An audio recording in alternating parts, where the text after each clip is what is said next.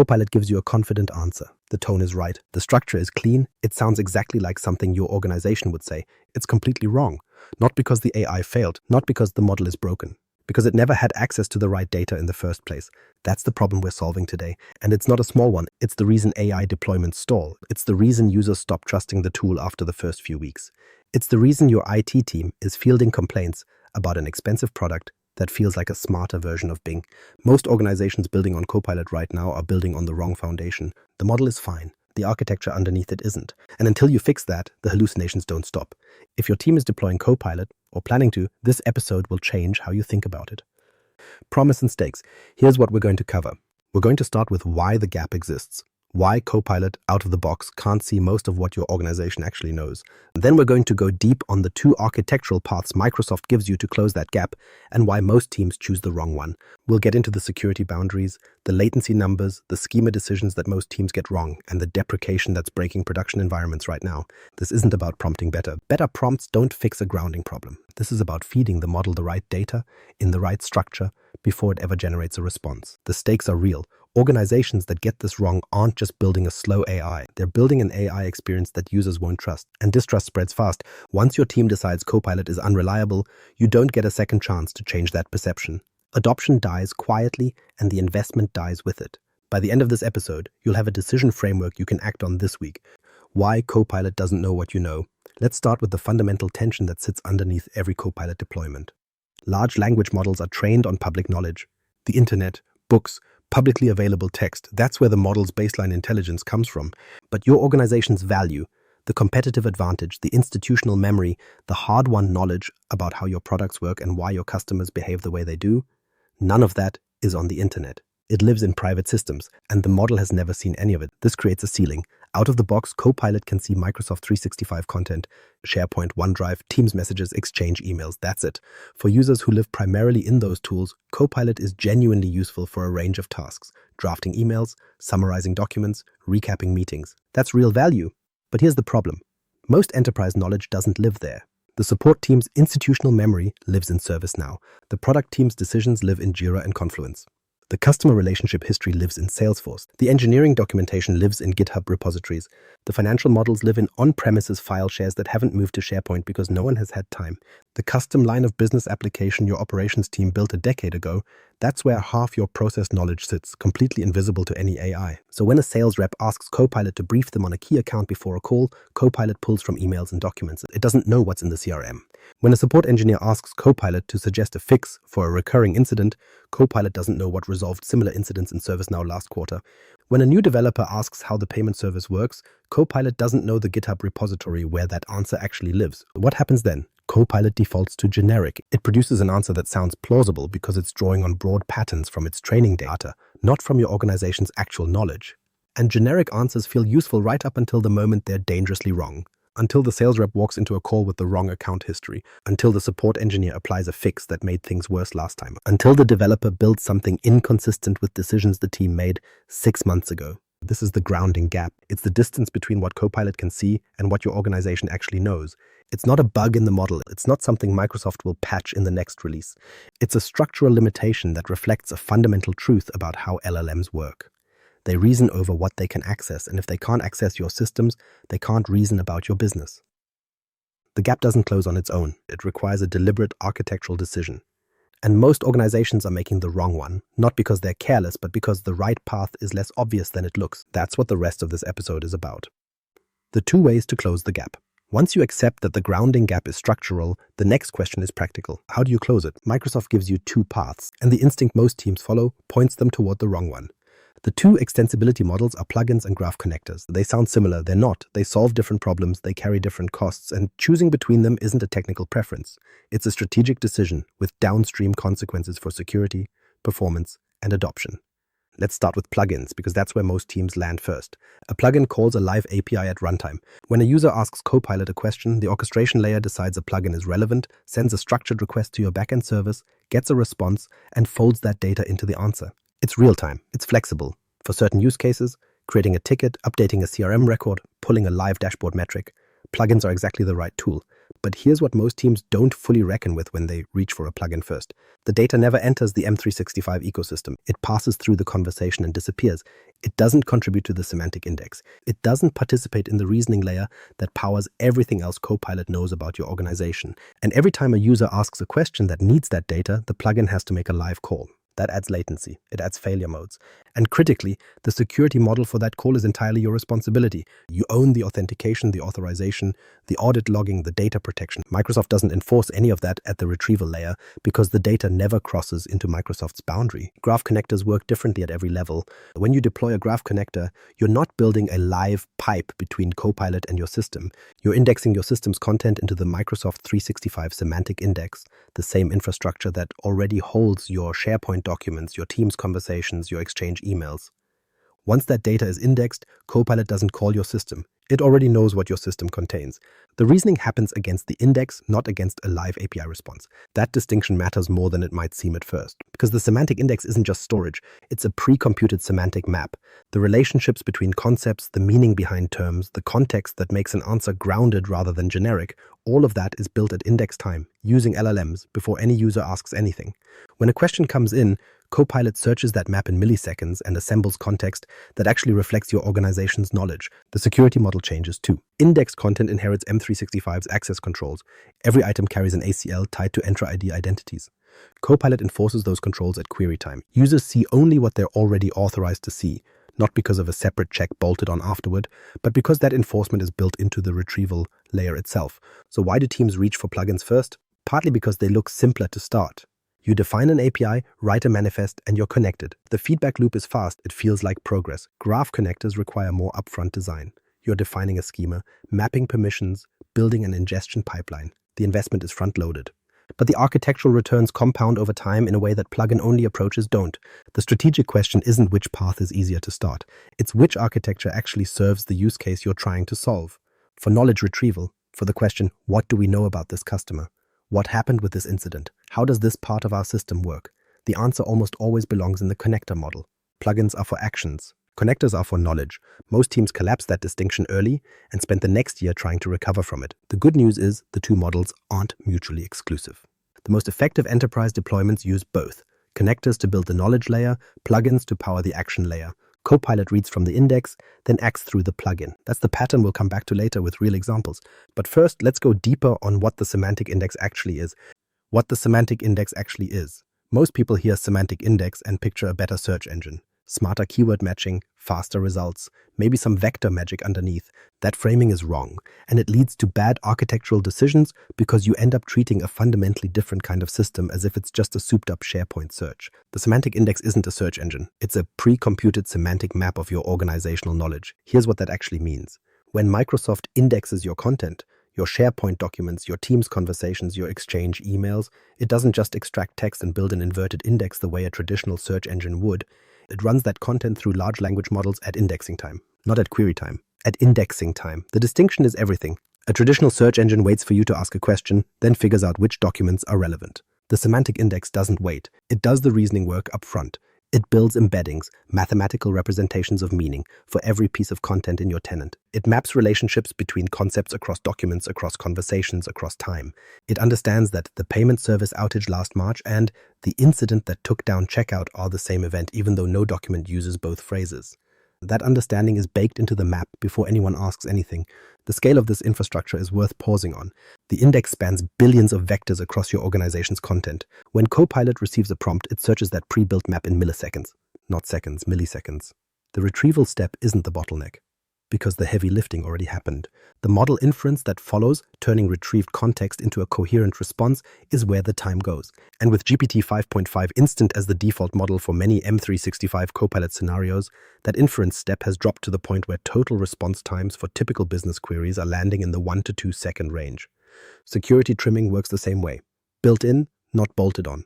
When the index is queried on behalf of a user, the retrieval layer checks ACLs before returning anything. The user's Entra ID token determines what's visible.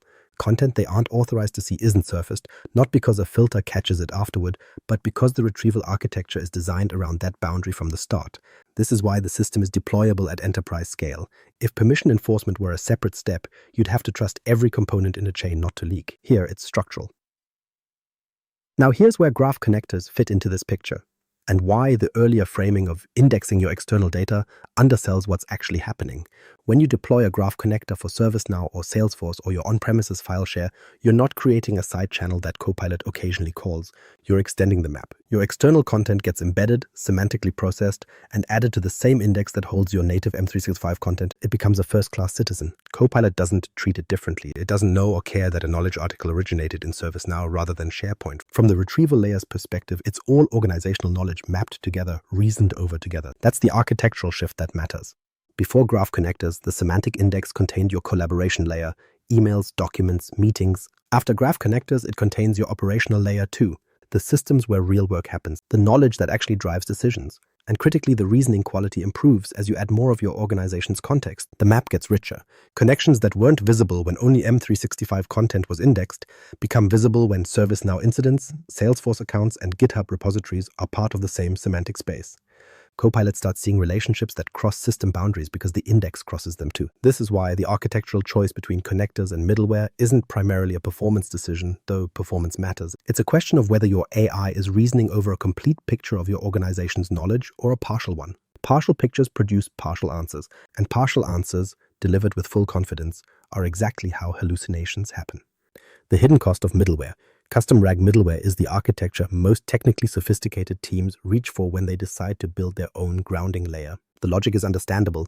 You want control, you want flexibility, you want to own the full stack so you can tune every component. So you stand up a vector database, build an embedding pipeline, wire in an orchestration layer, and route everything through an LLM call. It feels like engineering. It feels like progress. What it actually is, in most enterprise environments, is an infrastructure liability that compounds quietly until it becomes too expensive to unwind.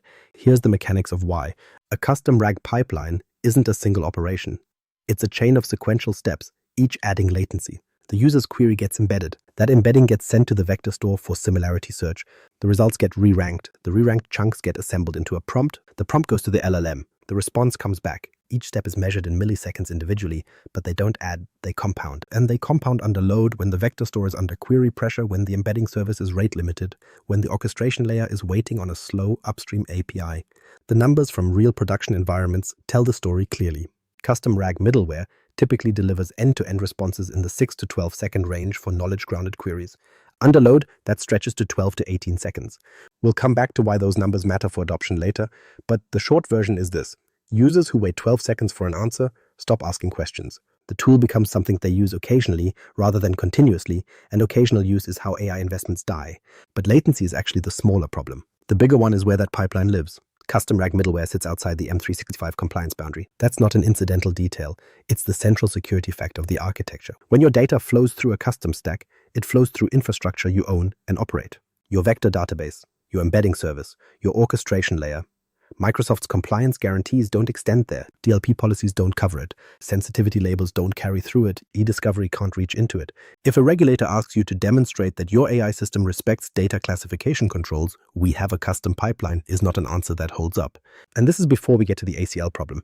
In a custom stack, access control is your design problem. You need to build a system that knows which documents a given user is allowed to see, enforces that at retrieval time, stays synchronized with your identity provider, and handles role changes without creating windows of overexposure. That's not a trivial engineering challenge, it's an ongoing operational commitment.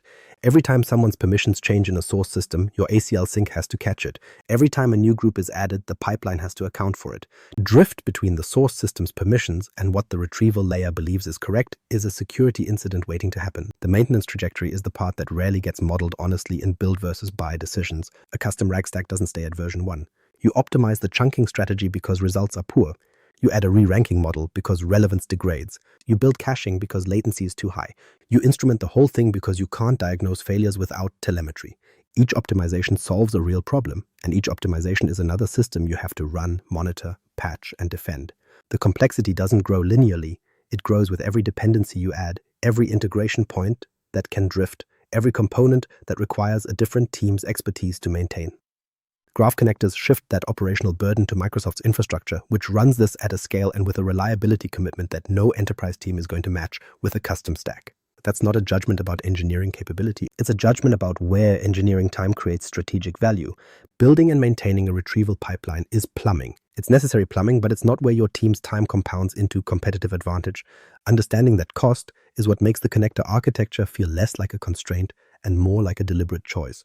The security boundary you can't afford to ignore. Let's talk about what actually happens when data crosses a trust boundary. Every time your custom pipeline touches a document, pulls it from a source system, embeds it, stores it in a vector database, retrieves it for a prompt, that document has moved through infrastructure you control, which means you're responsible for what happens to it at every step. The encryption at rest, the encryption in transit, the audit logging, the access control enforcement, the DLP policies that govern what can and can't be surfaced to which users. None of that is inherited. All of it is built, maintained, and defended by your team. In isolation, each of those responsibilities sounds manageable. Together, they describe a security perimeter you're running in parallel with Microsoft's. And maintaining that parallel perimeter indefinitely, without drift, without gaps, across a system that keeps evolving as you optimize it, is where most enterprise security teams start to get uncomfortable. Graph connectors resolve this by a different mechanism entirely. When data is indexed into Microsoft Graph, it crosses into Microsoft's compliance boundary. It doesn't just become searchable, it becomes governed. The full M365 security stack applies.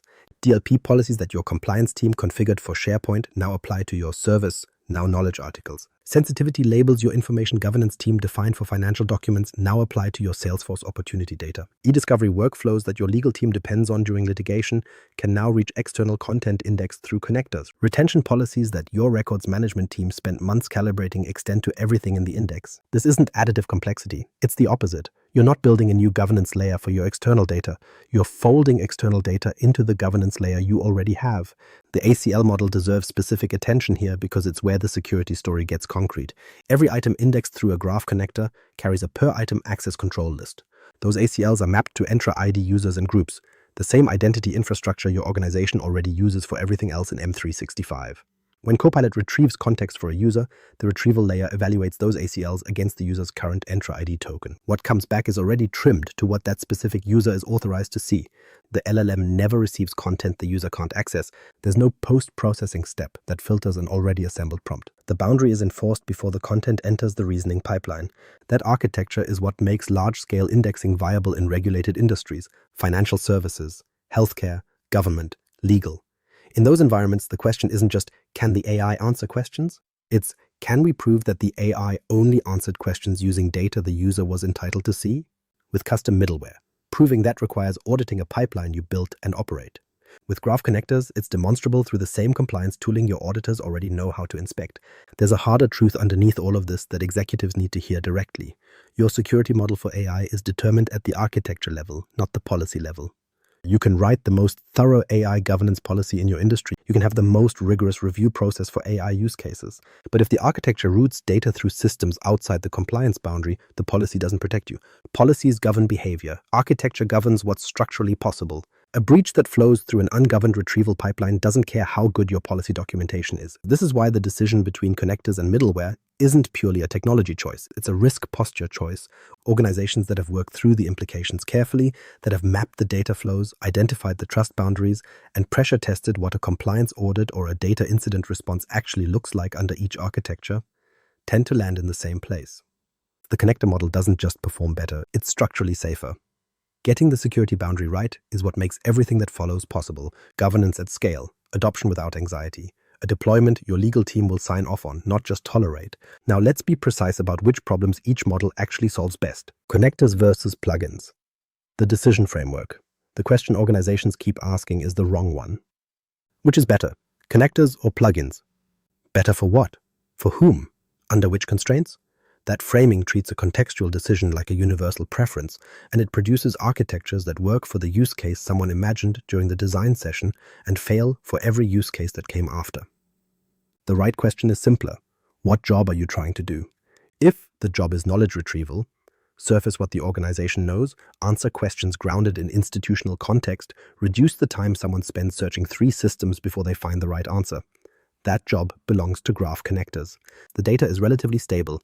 The access model can be mapped to Entra ID groups. Users across the tenant need to discover and reason over it. That's what connectors are built for. If the job is action, create a record, update a status, trigger a workflow, pull a number that changes by the hour. That job belongs to plugins. The value isn't in building a map of what the system contains. The value is in reaching into that system right now and doing something specific. Plugins are excellent at that, and no amount of indexing replaces real-time transactional capability. 4 signals tell you a use case is a connector problem. First, the question is open-ended and knowledge-heavy. What do we know about this account? Rather than, what is the current pipeline value? Second, the data updates on a human timescale, hours or days between meaningful changes, not seconds. Third, you need the content to be discoverable across the whole tenant, not just within a specific workflow. Fourth, your compliance and governance posture requires uniform controls, e-discovery, DLP, retention, applied consistently whether the content originated in SharePoint or ServiceNow. 4 signals tell you a use case is a plugin problem. The data changes faster than any index can stay current. The operation writes something back, creates a ticket, approves a request, logs a call. Regulations or contracts prohibit copying the data into M365 even within the compliance boundary. Or the interaction is transactional by nature, a specific record, a specific action, a specific confirmation. Most enterprise deployments eventually need both. The mature pattern, the one that shows up consistently across IT, sales, engineering, and compliance scenarios, is a layered architecture. Connectors provide the knowledge layer, plugins provide the action layer. Copilot reads context from the index, reasons over it, and then acts through the plugin when something needs to happen in an external system. The IT help desk is the clearest example. A graph connector indexes service. Now knowledge articles, past incidents, and change records into the semantic index. When an engineer asks, what's the standard remediation for this error code, Copilot retrieves context from that indexed knowledge, reasons over incident history, and composes a grounded answer. Then, through a plugin, it offers to create a new ticket, pre-populated with the relevant fields. The 2 models aren't competing. They're complementary layers of the same experience. The same pattern plays out in sales. The Salesforce connector indexes accounts, opportunities, and product knowledge. Before a call, a rep asks for an account briefing and gets something that combines CRM history, email context, and internal documents, all pulled from the semantic index in a single grounded response. The plugin handles the action side, log the call, update the opportunity stage, schedule the follow-up. Knowledge from the index, actions through the plugin. One practical warning before we move on. The hybrid pattern is powerful, but sequencing matters. The instinct is often to build the plugin first because it produces visible output quickly. You can demonstrate that Copilot created a ticket. But a plugin without a grounded knowledge layer means Copilot is taking action without context.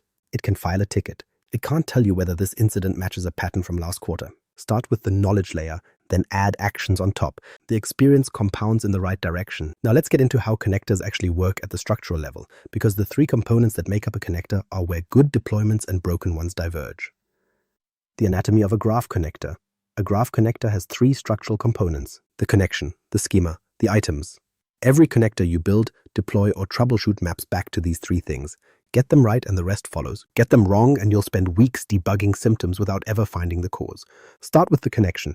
This is the logical container, the registered relationship between an external source and Microsoft Graph. It carries a unique identifier, a display name, a description, and the configuration that tells the graph service what this integration is and where it lives. The connection is what shows up in your Microsoft 365 Admin Center. It's what your search administrators configure when they set up verticals and result types. It's also the unit of governance. When you want to review what's indexed in your tenant, audit what's connected, or remove an integration that's no longer needed, the connection is what you're looking at. One connection maps to one external source. You don't combine ServiceNow and Salesforce into a single connection. Each system gets its own, which gives you clean separation for access control, ingestion scheduling, and governance reviews. That boundary is intentional. It's what lets you turn off a specific integration without affecting anything else. The schema is where most teams underinvest and where Copilot quality is most directly shaped by design decisions. The schema defines how your external data looks inside Microsoft 365. It's the formal description of every property your items will carry: field names, data types, and behavioral flags. It's also, functionally, the contract between your source system and the Copilot reasoning layer. That last point matters. When Copilot retrieves an indexed item and uses it to compose an answer, it reads the schema to understand what each field means. Property names aren't just labels for developers. They're signals the model uses to interpret the data. A field called incident root cause with a description like brief explanation of the underlying reason this incident occurred gives Copilot exactly the context it needs to use that field intelligently.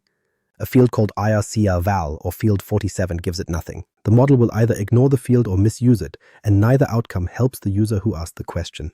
Every property in your schema gets 4 behavioral flags: searchable, queryable, retrievable, and refinable. Searchable means the content participates in full text relevance ranking. Queryable means It can be used in structured filters. Retrievable means it gets returned with the item in search results and Copilot responses. Refinable means it can be used as a facet in search interfaces. These aren't toggles you should set uniformly to on. Marking every field searchable degrades ranking quality because you're treating low-signal metadata with the same weight as the content that actually matters. Be deliberate. If a field exists to support a filter, mark it queryable and refinable. If it exists to ground Copilot responses, mark it retrievable. If it contains meaningful text a user might ask about, mark it searchable. Hard limits sit on top of this design space. 128 properties per schema. 4 MB of parsed text per item. Property names that are alphanumeric and under 32 characters. These aren't suggestions, they're enforced at ingestion time. Design your schema with these constraints visible, not as an afterthought you discover when the ingestion pipeline starts throwing errors. Now the items. An item is a single indexed record, one knowledge article, one incident, one opportunity, one document. Each item carries 3 things: its properties, which conform to the schema you defined, its content body, which is the free text field Copilot actually reads when composing answers, and its ACL, which determines who can see it. The content body deserves specific attention because it's where grounding quality lives or dies. This isn't a metadata field, it's the substance of the record, the description, the resolution notes, the full text of the document or article. If this field is empty or sparse, Copilot has nothing to reason over. If it's rich and well-structured, Copilot can compose answers that genuinely reflect what the source system knows. The Copilot Connector's SDK handles the operational plumbing, schema registration, item ingestion, throttling behavior, retry logic. Use it. The SDK enforces the constraints your design needs to respect and abstracts the parts of the graph API that would otherwise require careful hand-coding. Building a connector from raw REST calls when the SDK exists is the kind of decision that looks like control and functions like maintenance debt. The schema is where that investment compounds most directly, and it's where most teams make the mistake that quietly degrades every response Copilot generates from their data. Schema design, the mistake everyone makes. The schema conversation is where connector projects quietly go wrong. Not with a dramatic failure. Nothing breaks, ingestion succeeds, the connection shows as healthy in the admin center, but Copilot's answers are vague. Results feel off. Users can't articulate why the AI doesn't seem to understand what they're asking, and the team can't diagnose it because everything looks fine on the surface. The problem is almost always the field names. Here's what happens in practice. A developer sits down to design the schema. They know the source system, they understand the data model, they're thinking about type safety and query performance and field cardinality. So they name properties the way a developer names properties, abbreviated, technically precise, drawn from the conventions of the source system's own API. Is closed. XCTD, FTX Invis lead, SRC sysmod DT. Every name makes sense to someone who built or maintains the system. None of them mean anything to an LLM. Remember what the schema actually is, a contract between your source system and the Copilot reasoning layer. When Copilot retrieves an indexed item, it doesn't just read the content body, it reads the property names and descriptions to understand how to interpret the data. Those names function as a form of in-context instruction. FTX Invis lead tells the model nothing about what qualifies someone as a sales lead, what the field's significance is, or how to use it when composing a response. The model either ignores it or makes a guess. Neither outcome produces a useful answer. The fix isn't complicated, but it requires a mindset shift. Name properties the way a business user would describe them out loud. Qualified sales lead, incident root cause, contract expiration date, estimated deal value, assigned engineer name. These names don't just communicate to humans, they communicate to the model. They tell it what the field represents in business terms, which is exactly the context it needs to reason over the data correctly. Property descriptions push this further. A description isn't documentation for the developer who built the connector, it's a directive to the model about how to use the field. Brief explanation of the underlying reason this incident occurred tells Copilot to treat incident root cause as explanatory text, not a status code or an identifier. The projected close date for this sales opportunity tells Copilot how to interpret a date-time field in the context of a pipeline question. 2 or 3 sentences of clear, business-oriented description per property can meaningfully change how the model uses your data when composing answers. Now the behavioral flags, searchable, queryable, retrievable, refinable. Each one controls a different dimension of how the property participates in search and retrieval, and the most common mistake is treating them as a set of features to enable rather than trade-offs to manage. Searchable means the property participates in relevance ranking for full-text queries. Mark the wrong thing searchable and you dilute the ranking signal. If a low-information field like a system-generated ID or an internal status code gets treated with the same relevance weight as the description field, results degrade. Search retrieves things that technically match, but don't actually answer the question. Queryable is for structured filtering. Fields you'll use in explicit conditions like show me incidents with status open. Retrievable means the field gets returned with the item in results and Copilot responses, which is what you want for any property that should appear in answers. Refinable is for facets. Fields users will filter by in a search interface like category, priority, or region. The practical rule is straightforward. Ask what each field needs to do in a real user scenario. If a user would search for it in natural language, mark it searchable. If a user would filter by it explicitly, mark it queryable and refinable. If a user needs to see it in a response, mark it retrievable. Most fields don't need all four. Many only need one or two. The schema that's lean and purposeful consistently outperforms the schema that has everything turned on everywhere. One more constraint worth designing around from the start. Property names must be alphanumeric and under 32 characters. That rules out spaces, special characters, and anything longer than a short phrase. Plan for that early because retrofitting naming conventions after ingestion has started is genuinely painful. Schema quality is what separates a connector deployment that users describe as actually useful from one they quietly stop using. It's the lever most teams overlook and the one with the highest return on care. Access control, where deployments break. ACL enforcement is where connector deployments go quietly wrong in ways that don't surface until something bad happens. Not a slow performance issue you notice over time, not a relevance problem users complain about in feedback surveys. A security incident, someone sees a document they shouldn't. A sensitive record surfaces in a response to a user who has no business seeing it. Or the opposite, a team that should have full access to a system's indexed content gets nothing back, because the permission mapping broke somewhere in the translation and failed closed without anyone noticing for weeks. Both failure modes are real, both are preventable, and both trace back to the same root problem. The gap between how your source system thinks about identity and how Microsoft Graph thinks about identity. Every external system has its own identity model. ServiceNow has its user records and assignment groups, Salesforce has its profiles and permission sets, your on-premises file share has its Active Directory groups, possibly with nested group structures that evolved organically over a decade and that no one has fully audited since. These models are rich, functional, and often deeply embedded in how those systems operate. They're also foreign to Microsoft Graph. Graph connectors enforce access through ACLs mapped to Entra ID users and groups. That's the only identity model the retrieval layer understands. So your job, before the first item gets indexed, is to build a faithful translation between the source system's identity model and Entra ID. Every access rule in the source needs a corresponding ACL entry that Graph can evaluate. Every user who should see a record needs to be represented, directly or through group membership, in that ACL. That translation is entirely your responsibility. The SDK doesn't build it for you. Microsoft doesn't infer it from the source. You define the mapping, you maintain it, and you're accountable for its accuracy. External groups are supported as an intermediate step when direct Entra ID mapping isn't straightforward, but they introduce their own complexity. They need to be maintained. They add another layer to audit. The cleaner path, wherever the source system's structure allows it, is mapping source permissions directly to existing Entra ID groups. If your ServiceNow assignment groups already correspond to security groups in your directory, use that correspondence directly. The fewer translation layers between source permissions and Graph ACLs, the fewer places for drift to accumulate. Permission drift is the operational risk that most teams underestimate at deployment time. Your connector goes live, the ACL mapping is accurate. Users see exactly what they should. 6 months later, someone's role changes in the source system.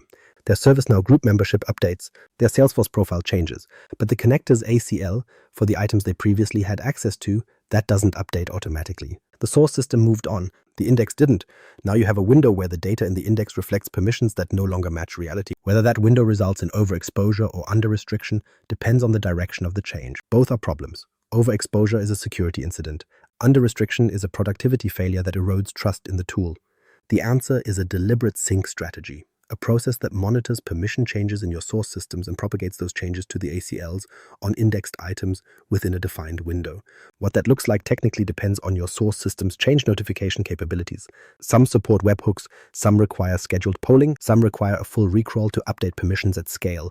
Whatever the mechanism, it needs to be designed, documented, and treated as an ongoing operational responsibility rather than a one-time configuration. When ACL mapping is ambiguous, when you can't determine with certainty which users should have access to a given item, the right default is restriction. Over-restricting access means someone submits a help desk ticket because they can't see something they expected. That's recoverable. Overexposing access means sensitive data reaches someone who shouldn't have it. That's a different conversation entirely, one that involves your security team, possibly your legal team, and a timeline you don't control. Staged rollout is your proof of concept for the permission model.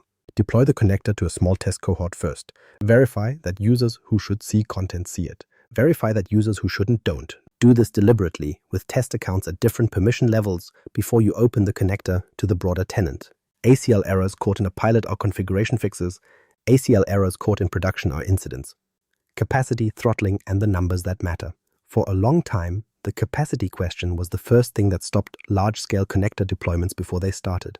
Organizations would map out the systems they wanted to index, count the records, multiply by the seat-based entitlement model, and arrive at a number that made the business case collapse. The economics didn't work for anything ambitious. That changed.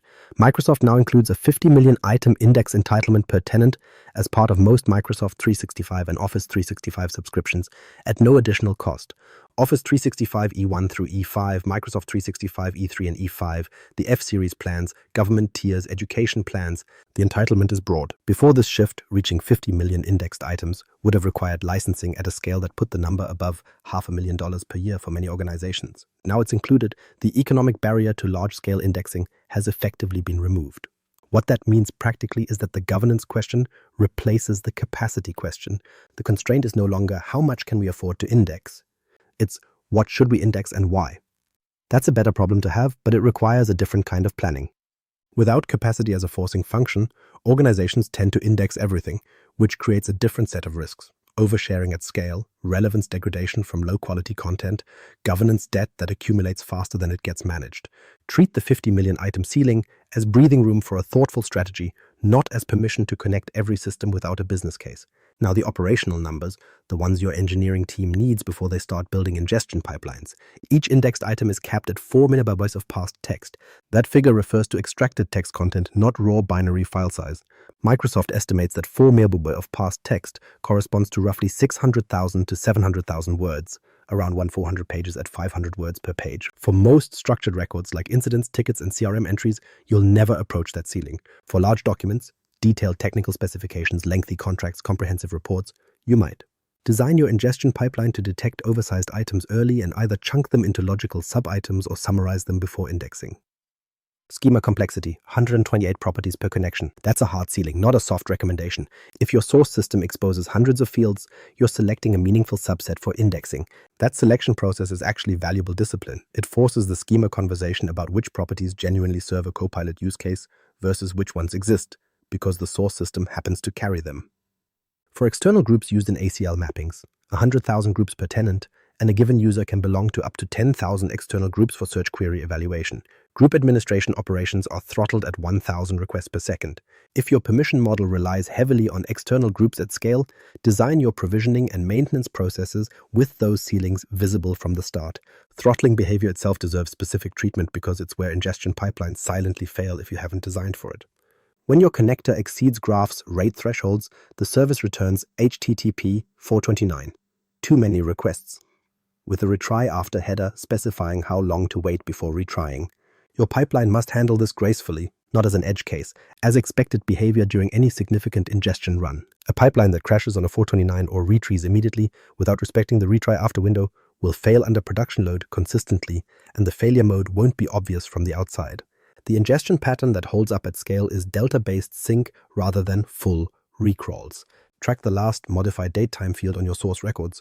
On each sync cycle, only pull records that have changed since the last successful run. This keeps your API load proportional to the rate of change in your source system, not proportional to the total size of the index. Full recrawls should be reserved for schema changes or permission model updates, situations where you genuinely need to reevaluate every item. Running full recrawls on a schedule because it's simpler to implement is how ingestion pipelines generate throttling pressure that degrades everything else running against the same tenant. The deprecation trap. What's breaking right now?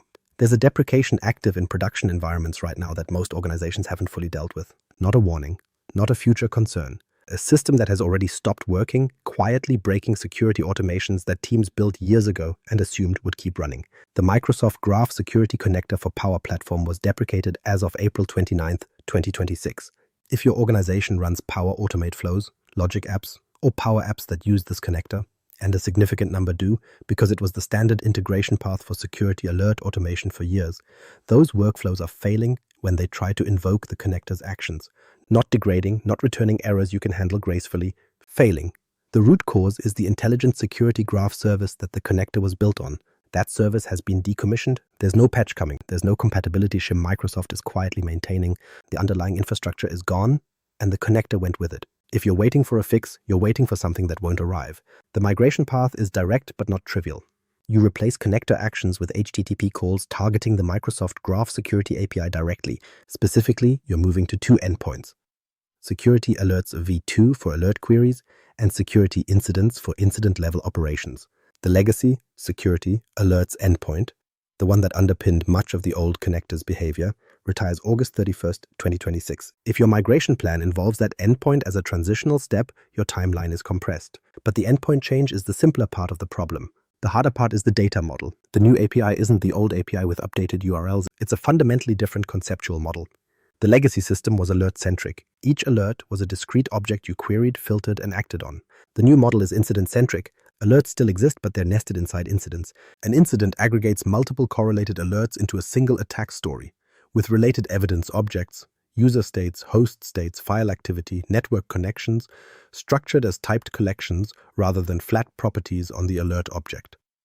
That structural change reaches into every workflow you built against the old model. OData filters that targeted alert-level properties need to be rewritten for the new field names and nesting structure. Evidence queries that previously used flat property paths now traverse object hierarchies. Downstream systems that receive alert data, ticketing platforms, CM schemas, dashboard queries, notification templates, all need to be updated to expect the new shape of the response. This isn't a line-by-line replacement job. It's a redesign of the data handling logic in each affected workflow, followed by validation that the right alerts and incidents are flowing through the right channels with the right field values. The practical first step is inventory. Map every flow, every logic app, every power app, and every bot that touches the deprecated connector. Don't rely on memory or documentation that may be out of date. Query your Power Platform environments directly. The workflows that have already broken are visible. The ones that haven't run recently enough to surface the failure are the hidden risk. Prioritize by business impact. Security alert triage workflows that feed your SOC are higher priority than notification flows that generate weekly summaries. Get the critical automations migrated first, then work through the rest. Running the new and old patterns in parallel during migration, where that's still possible, gives you a validation window before you decommission the old approach. The executive framing for this is simple. If your security automation depends on the old connector, you're not running a slightly outdated system. You're running a system that will fail without warning on any given day because the infrastructure it depended on is already gone. That's not a technical debt conversation. It's an operational risk conversation. The difference matters because operational risk has a timeline, and that timeline is now. Microsoft's broader trajectory here is worth noting.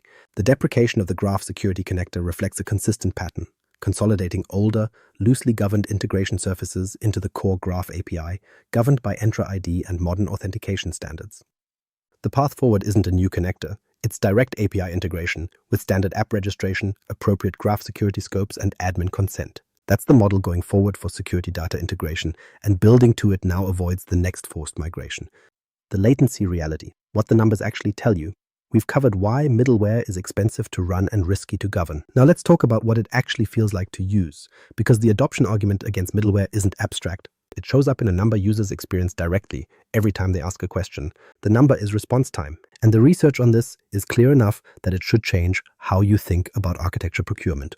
Custom RAG middleware in enterprise environments typically delivers end-to-end responses in the 6 to 12 second range for knowledge-grounded queries. That's the median under normal load. Under heavy load, when the vector store is under pressure, when the embedding service is rate limited, when orchestration layers are waiting on upstream dependencies, that stretches to 12 to 18 seconds. Some production deployments run slower than that for complex multi-source queries. M365 Copilot with graph connectors and the Semantic Index operates in a fundamentally different performance tier. With GPT 5.5 Instant as the default model for many M365 Copilot scenarios, implementation partner benchmarks show median response times landing between 1.2 and 2.4 seconds for typical business queries. Email drafting, document summarization, meeting recap, knowledge retrieval. That includes retrieval, grounding, model inference, and rendering in the client. The reason for that gap traces back to something established earlier. The semantic index does its heavy lifting before the query arrives. Retrieval from a pre-built semantic map happens in milliseconds. The dominant latency factor is model inference, and with a purpose-built low-latency model handling common scenarios, that inference step has been dramatically compressed. Custom RAG stacks compound retrieval latency on top of inference latency. The semantic index removes retrieval from the critical path almost entirely. Where custom RAG genuinely wins on latency is a narrow set of conditions. Small corpora, simple security models, aggressive caching, and repeated queries where cache hit rates stay high. In those scenarios, a well-tuned custom stack can approach sub-2-second response times. The problem is those conditions rarely coexist in enterprise environments. Enterprise corpora are large and heterogeneous. Security models are complex and change continuously. Query patterns are varied enough that caching provides limited coverage. The conditions where custom RAG excels on latency are the conditions that enterprise deployments rarely produce. The 2-second threshold matters more than it might seem as a benchmark. Research on AI assistant usage patterns consistently places 2 seconds as the inflection point where a tool transitions from feeling asynchronous to feeling interactive. Below 2 seconds, users treat the assistant as a real-time collaborator. They ask follow-up questions, they iterate, they stay engaged with the tool throughout a task. Above 2 seconds, usage patterns shift. Users batch their requests. They ask fewer questions. They start opening a browser tab while they wait, which is the behavioral signal that the tool has been mentally downgraded from assistant to search engine with extra steps. That behavioral shift has compounding consequences for adoption. An assistant that takes 8 seconds to respond gets used occasionally for large tasks where the wait feels proportionate. Summarize this document, draft this email. An assistant that responds in 2 seconds gets used continuously for the small questions that actually drive productivity. What did we decide about this last week? What's the standard process for this? Does anyone have context on this account? The value proposition of those small questions, asked dozens of times a day across an organization, is where the ROI on Copilot actually lives. And it's only accessible if the tool feels fast enough to use without friction. Custom middleware in most real enterprise deployments doesn't clear that bar. The Semantic Index with connectors extending it across your operational systems consistently does. That's not a benchmark to cite in a vendor review. It's a user behavior argument that belongs in the business case for getting the architecture right. Real-world deployment patterns. The framework is useful. The numbers are compelling. But the clearest way to understand what graph connectors actually change in practice is to look at what organizations are doing with them once the architecture is in place. 4 patterns show up consistently across industries and deployment sizes. Each one illustrates a different dimension of the value, and together they explain why adoption curves tend to inflect sharply once connectors reach high-value systems. The IT help desk pattern is the most common starting point, partly because the use case is easy to explain and partly because the ROI is fast. A graph connector indexes service. Now knowledge articles, past incidents, and change records into the Semantic Index. Support engineers stop switching between teams and the ticketing system to answer the same questions they've answered dozens of times before. When a new incident comes in, Copilot surfaces similar past incidents, links to the relevant knowledge base articles, and suggests resolution steps, all from indexed context, without any live API calls slowing the response. The plugin layer handles the action side, creating the ticket, updating its status, escalating when needed. The result isn't just faster resolution. It's a measurable reduction in the time junior engineers spend searching for institutional knowledge that senior engineers carry in their heads. Organizations that have deployed this pattern consistently report that new team members reach productivity faster because Copilot can answer the "how does this work around here" questions that previously required finding the right person to ask. The sales intelligence pattern plays out differently but follows the same structural logic. The Salesforce Knowledge Connector indexes accounts, opportunities, and product documentation. Before a customer call, a sales rep asks for an account briefing in Outlook and receives something genuinely useful, a synthesis that combines CRM history from the index with recent email threads, meeting notes, and internal product documents, all in a single grounded response. The intelligence isn't generic, it's specific to that account, drawn from the systems where real relationship context lives. Reps describe the experience as finally having a colleague who remembers everything. The productivity argument is real, but the trust argument is stronger. Users who get accurate, contextually grounded responses start treating Copilot as a reliable collaborator rather than an occasional experiment. The engineering knowledge pattern addresses a different problem: onboarding speed and institutional memory. GitHub repositories, Jira issues, and Confluence documentation indexed together give new developers access to the organizational context that normally takes months to absorb. When someone joins a team and asks, "How does our payment service work?" Copilot can answer that question with actual organizational context. Architecture decisions documented in Confluence, relevant issues from the Jira backlog, code patterns from the repository. Not a generic explanation of payment systems. The specific answer for this organization's specific implementation. That shift from generic to specific is where Copilot stops feeling like an AI assistant and starts feeling like institutional knowledge made accessible.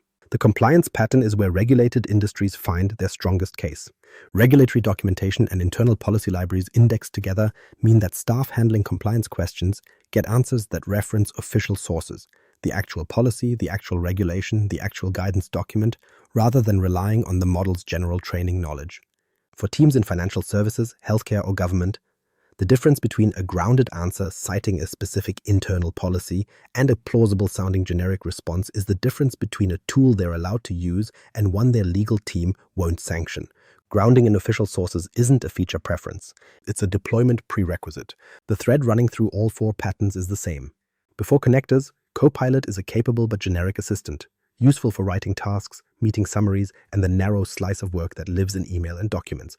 After connectors, it becomes something that understands your organization, your systems, your history, your domain-specific context. Users don't use it because it's an interesting technology. They use it because it makes their actual job faster and easier. That shift from generic assistant to domain-specific colleague is the adoption inflection point, and it only happens when the architecture connects Copilot to the systems where real work happens. Governance, the layer most teams skip. Governance is the conversation most teams defer until something forces it. A permissions audit surfaces data exposure nobody intended. A compliance review flags that connector indexed content isn't covered by existing retention policies.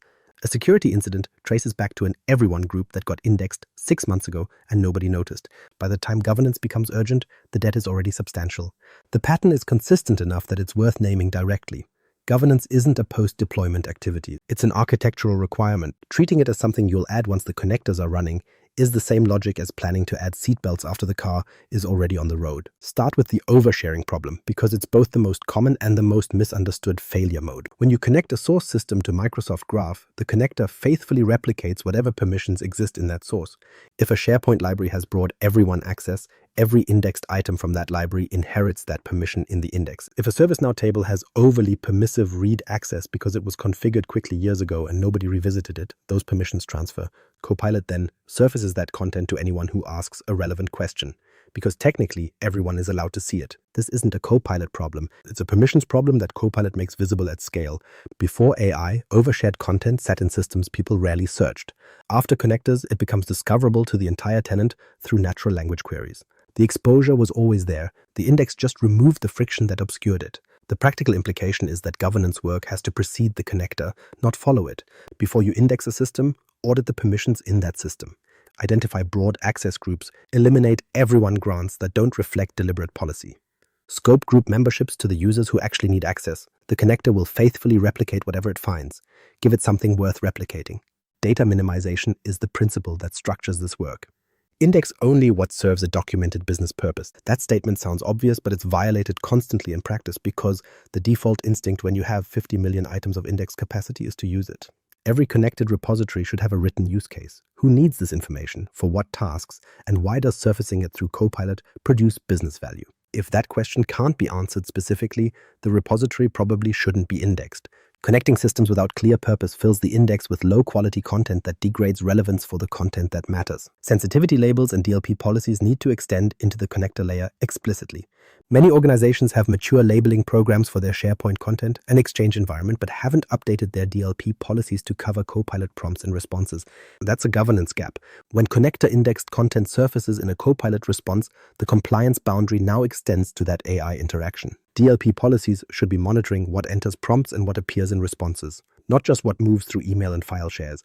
The compliance team that configured your M365 DLP posture needs to be in the room when your connector strategy is designed, not briefed afterward. Quarterly reviews aren't optional maintenance. Copilot governance guidance is explicit on this.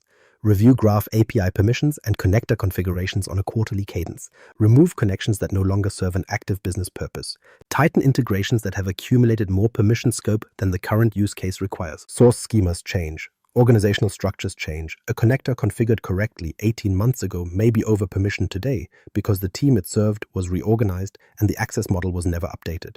The audit trail is the operational foundation everything else rests on. Log connector configuration changes, log ingestion errors, log ACL sync events. Integrate those logs with your CM so anomalies surface in the same place your security team monitors everything else. A connector that starts failing silently, dropping items, skipping ACL updates, returning partial results, should trigger an alert, not be discovered weeks later when users report that Copilot stopped giving useful answers about a specific system.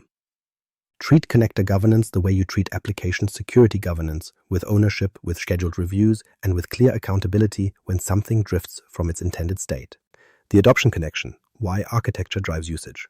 The adoption data tells a story that most organizations don't expect when they first deploy Copilot. Usage climbs during the initial rollout. Curiosity drives early engagement. Then it plateaus. Not because the technology broke, not because users had a bad experience, because Copilot ran out of useful things to know. That plateau is structural. When Copilot only sees email, SharePoint, and OneDrive, it's genuinely useful for a specific category of work: drafting communications, summarizing documents, recapping meetings. That category is real but narrow. It represents maybe a third of what a typical knowledge worker actually does in a day. The other two-thirds happens in the systems this episode has been about: the ticketing platforms, the CRM, the engineering repositories, the policy libraries, the operational databases. Until connectors reach those systems, Copilot is excluded from the majority of where real work happens. Research on M365 Copilot adoption reflects this consistently. Roughly one-third of employees with Copilot access use it on a recurring basis. That number isn't a reflection of AI quality or user willingness, it's a reflection of data connectivity. The organizations that break through that ceiling share a common characteristic. They've connected the LOB systems their highest value users work in every day. When Copilot knows what those systems contain, usage accelerates. Not incrementally, measurably, in the metrics that appear in your adoption dashboards. The mechanism behind that acceleration is straightforward.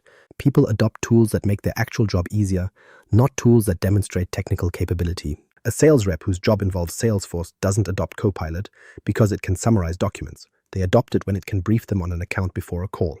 A support engineer whose job involves ServiceNow doesn't adopt Copilot because it drafts emails well. They adopt it when it surfaces relevant past incidents before they've finished describing the current one. The trigger for sustained adoption is usefulness in the specific context of a specific job, and that context almost always includes systems outside the M365 native boundary. This is why the adoption argument for connectors deserves to sit alongside the security argument and the latency argument in the executive conversation. Copilot ROI isn't delivered by licensing the seats, it's delivered by what those seats can see.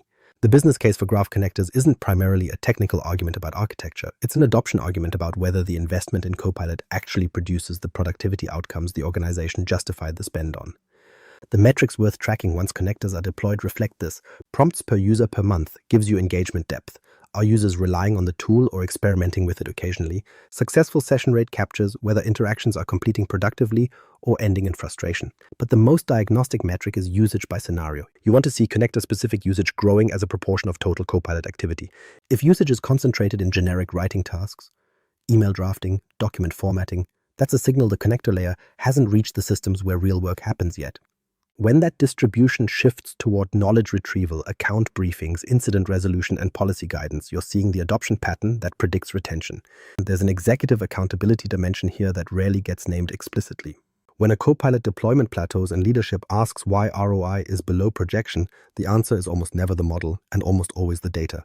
The model can reason over whatever it can see. If it can only see a fraction of organizational knowledge, it can only be useful for a fraction of organizational work. Connector deployment isn't an IT infrastructure project that follows the AI rollout. It's the prerequisite that determines whether the AI rollout delivers its value at all.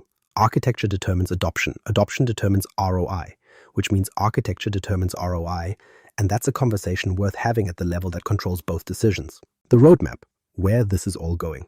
The connector catalog Microsoft is building right now tells you something about where enterprise AI is headed, and the signal is worth reading carefully. GitHub repositories, Google Drive, Jira Data Center, PostgreSQL, Salesforce Knowledge, Stack Overflow, Zendesk, Zoom meeting transcripts. These aren't previews for a distant future release cycle. They are in or entering general availability, and the pace of additions has accelerated noticeably over the past 12 months. Microsoft is systematically closing the gap between systems where work actually happens and systems Copilot can see. The catalog expansion is the operational expression of a strategic bet that the value of M365 Copilot scales directly with how much of organizational knowledge it can reach. The 50 million item entitlement we discussed earlier reinforces that bet from the economic side.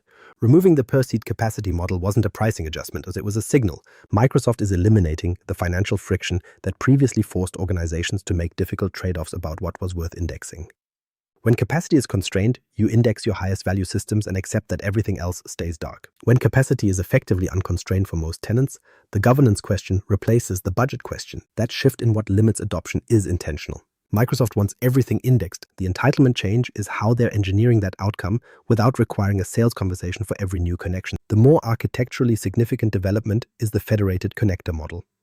Model Context Protocol, MCP, introduces a second connector pattern that operates without indexing.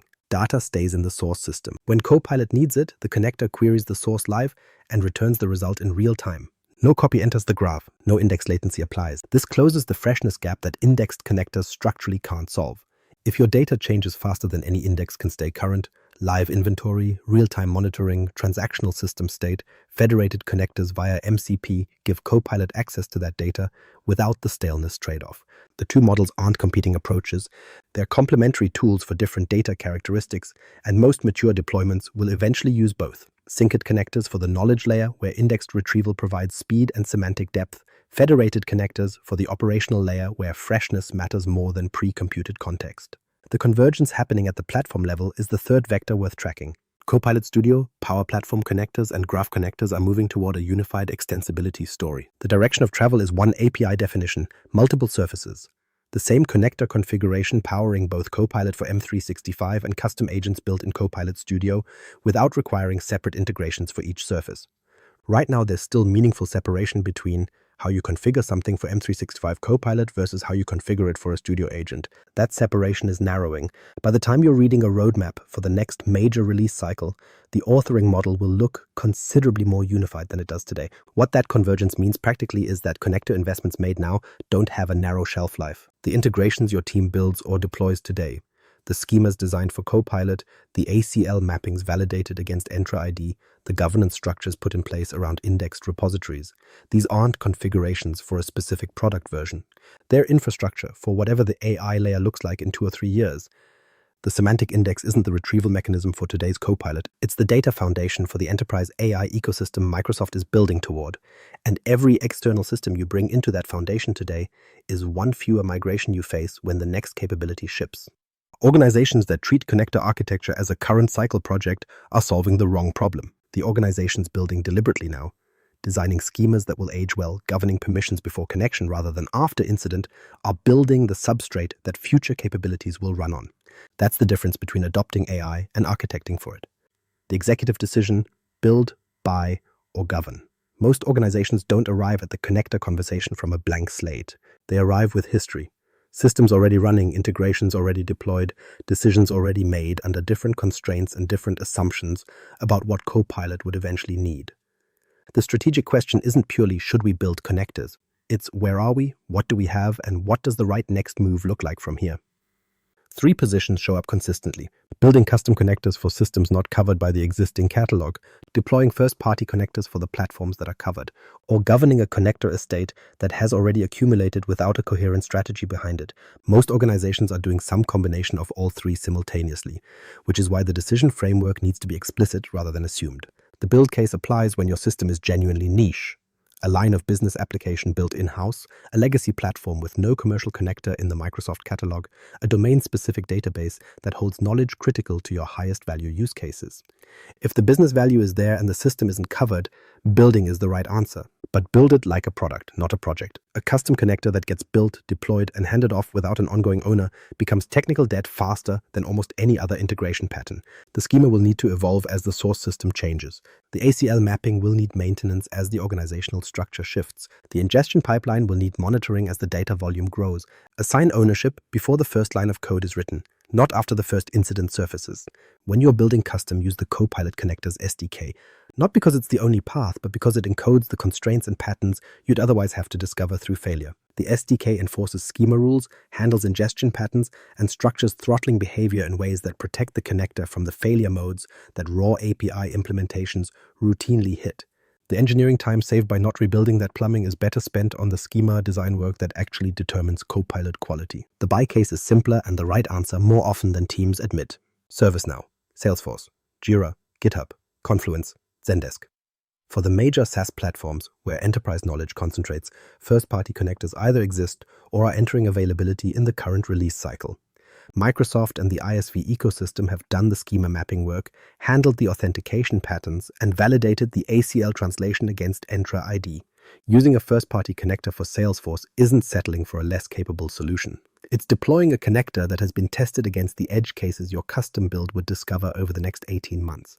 The engineering capacity you'd spend building and maintaining a custom Salesforce connector is better allocated to the governance work, the schema quality reviews, and the permission audits that determine whether any connector, first-party or custom, actually performs.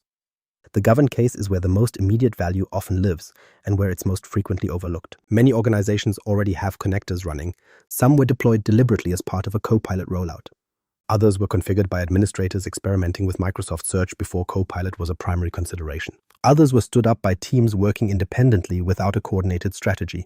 The question for those organizations isn't whether to deploy more connectors, it's whether the connectors already in place are correctly configured, governed to the standard the current threat landscape requires, and delivering the schema quality that Copilot needs to generate useful responses. A connector that was configured adequately for search 18 months ago may be undergoverned for AI today. Broad access groups that weren't a meaningful risk when surfacing results in a search interface become a different kind of exposure when Copilot synthesizes those results into confident-sounding answers in a conversation. Schema property names that were acceptable for a human clicking through search results become a grounding liability when an LLM is using those names to interpret the data. The common failure across all three positions is treating connectors as a deployment milestone rather than an ongoing operational discipline. Source schemas drift. Business requirements change. Teams restructure and permission models fall out of sync with organizational reality. The organizations extracting sustained value from their connector investments are the ones that treat governance as continuous work, not a checkbox at launch.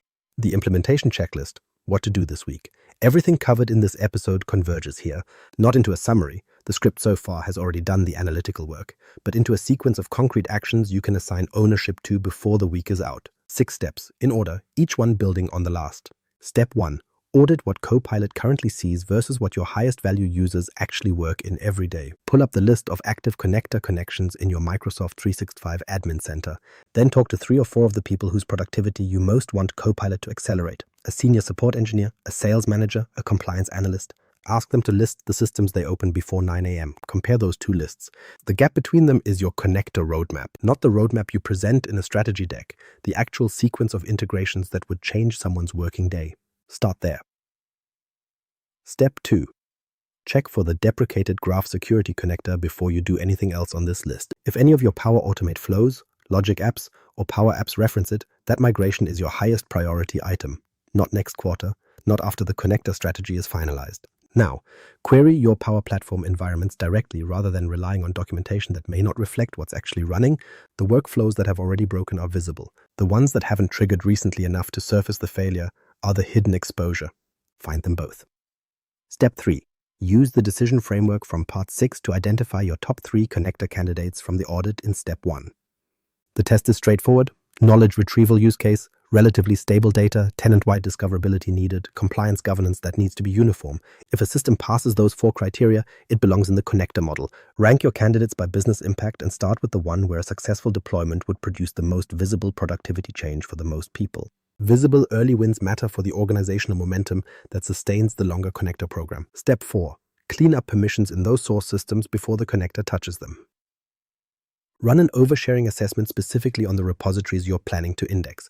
Look for broad access groups, anything approximating everyone, department-level groups that have accumulated more membership than their current purpose requires, inherited permissions from organizational structures that no longer exist. Fix the permissions in the source before the connector replicates them into the index.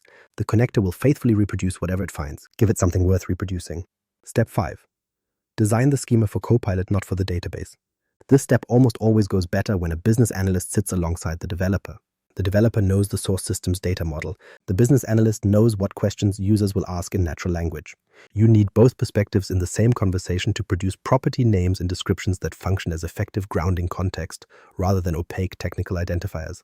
Budget time for this. A schema review that takes an extra half day before ingestion starts saves weeks of diagnosing why Copilot responses feel inexplicably vague after deployment.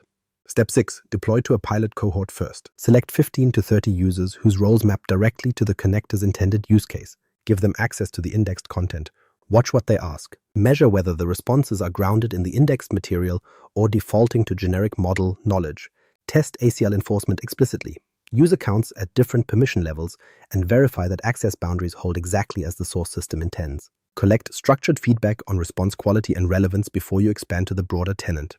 ACL errors caught in a pilot are configuration fixes. Schema problems caught in a pilot are schema iterations. Both categories of problem become significantly more expensive once the connector is tenant-wide and integrated into workflows people depend on. 6 steps. The audit takes a conversation and a comparison. The deprecation check takes a query. The candidate selection takes a decision. The permissions work takes focused effort before a single item is indexed. The schema review takes collaborative design time. The pilot takes patience. None of it requires waiting for the next planning cycle. The organizations moving fastest on this aren't the ones with the largest teams or the most sophisticated tooling. They're the ones that started the audit. The open question: when not to use a connector. Intellectual honesty requires ending where most technology conversations don't, with the boundaries of the model we've been advocating for. Graph connectors are the right architecture for a wide range of enterprise knowledge scenarios. They're not the right architecture for all of them. Knowing the difference is part of what separates a thoughtful deployment from one that produces its own set of problems 6 months after launch. Real-time data is the clearest boundary, when the value of the information depends on it being current to the minute. Live inventory levels, active monitoring dashboards, current market prices, system health metrics updating every 30 seconds. A synced connector will disappoint you. Connector freshness operates on a crawl schedule measured in minutes to hours. For data that changes faster than that, the indexed version is structurally stale by the time anyone queries it. The right tool for sub-minute freshness is a plugin calling a live API or a federated connector via MCP querying the source directly at runtime. Those patterns exist precisely for this case. Use them. Highly sensitive data that regulatory constraints prohibit from leaving its system of record sits in a different category. Some environments, certain healthcare contexts, specific financial regulatory frameworks, government classification requirements, impose restrictions on where data can be copied, even within a compliance boundary, as well governed as M365. If your legal and compliance team has determined that a particular dataset cannot be replicated into Microsoft Graph under any conditions, that determination overrides the architectural preference for indexing. Federated connectors or plugins that query the source at runtime and never store a copy in the index are the appropriate path. The compliance boundary argument that makes graph connectors attractive for most data is simply not available for data that can't cross that boundary in the first place. The third boundary is the one that catches the most sophisticated deployments off guard: permission models that resist clean translation to Entra ID. Most source systems can be mapped. Their identity models have enough structure that a faithful ACL translation is achievable with reasonable engineering effort, but some can't. Deeply hierarchical permission systems with dynamic inheritance rules, context-dependent access that varies based on workflow state rather than static group membership, row-level security models too nuanced to represent as item-level ACLs in the index. These create situations where the translation introduces meaningful inaccuracy. And as established earlier in the access control discussion, inaccurate ACL mapping is a security risk, not just an inconvenience. If the permission model of the source system genuinely can't be translated faithfully enough to trust the enforcement at query time, the retrieval benefit of indexing doesn't outweigh the exposure risk of getting it wrong. That's a case where leaving data in the source and accessing it through a governed plugin, with the source system's own permission enforcement intact, is the more defensible choice. None of these boundaries diminish the case for the connector architecture where it fits. They clarify it. The framework isn't always use connectors any more than it's always use plugins. It's a structured way of matching architectural choice to data characteristics, security requirements, and use case needs. Freshness requirements, regulatory constraints, and permission complexity are the 3 tests that determine which side of that match you're on. Now you have the framework. What you do with it depends on your organization's specific systems, risk tolerance, and strategic priorities. No universal answer exists, but the structure for finding your specific answer does. The grounding gap is real, and it's not going away on its own. Every day Copilot operates without visibility into your operational systems is a day it defaults to generic responses where specific grounded answers were possible. The architecture we've covered, connectors for the knowledge layer, plugins for the action layer, governance built in from the start, is how you close that gap deliberately rather than discovering its consequences reactively. Start with the audit, find the gap, pick 3 systems, clean the permissions before you connect anything. Build the schema for Copilot, not the database. If this episode changed how you think about Copilot architecture, leaving a review helps more people find it. And it tells me the depth of technical conversation is worth continuing. Connect with me, Mirko Peters, on LinkedIn. Share what you're building. I read every message. Next episode, we go deeper into Copilot Studio agents and how they consume connector data to build genuinely domain-specific AI experiences.